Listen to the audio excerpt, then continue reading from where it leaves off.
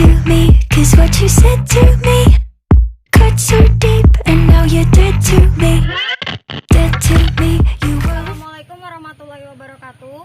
Kami dari mahasiswa Tadris Biologi IAIN Metro semester 6 merupakan kelompok ekologi yang akan membuat pupuk kompos metode Takakura dengan anggota kelompok saya sendiri Afifah Aryani. Di sebelah saya ada Adela Meilana, sebelahnya Dela Wanda Sawitri, dan yang terakhir Radila Karina akan mencoba menjelaskan tentang pembuatan pupuk kompos metode Takakura sebagai berikut. Takakura merupakan metode pembuatan kompos dengan mendaur ulang sampah organik atau sampah dapur. Proses pengkomposan ini sama seperti proses pengkomposan pada umumnya, yaitu menggunakan sampah organik.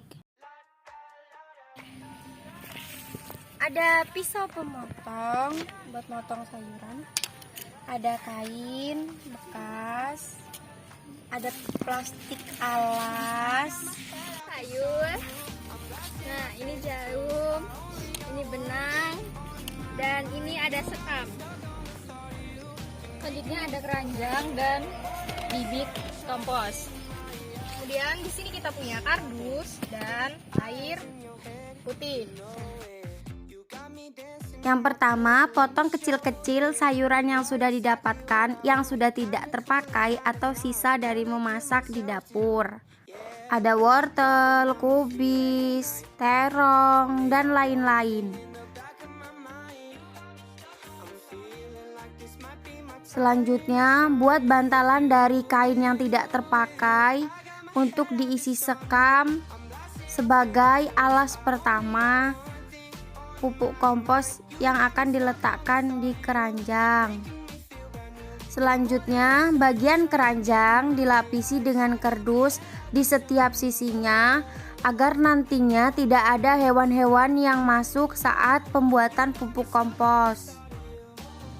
Kain yang sudah dijahit membentuk kantong diisi dengan sekam secukupnya saja sebagai bantalan pupuk kompos pada lapisan pertama di keranjang. Jika sudah diisi dengan sekam, jahit bagian sisi yang masih berlubang agar sekam tidak berserakan sampai semuanya tertutup rapat.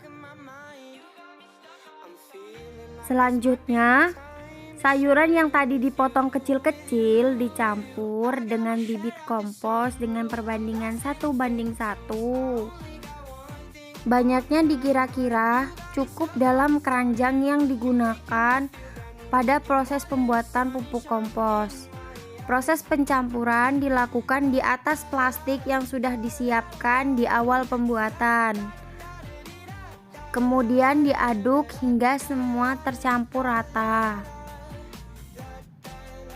Hingga banyaknya hampir penuh di dalam keranjang. Jika sudah hampir penuh, selanjutnya diberi air untuk membantu proses pembuatan pupuk.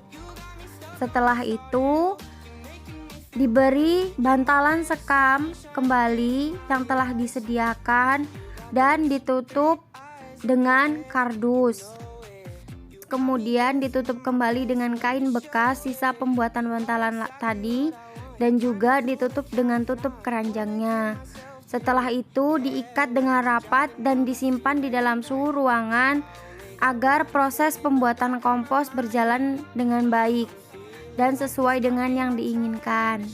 Kemudian jika sudah, simpan keranjang kompos di ruangan dan diamkan selama 10 hari sampai kompos benar-benar jadi dan siap digunakan. Oke, mungkin itu saja yang dapat kami jelaskan tentang pembuatan pupuk kompos metode Takakura. Kurang dan lebihnya kami mohon maaf. Kami akhiri. Wassalamualaikum warahmatullahi wabarakatuh.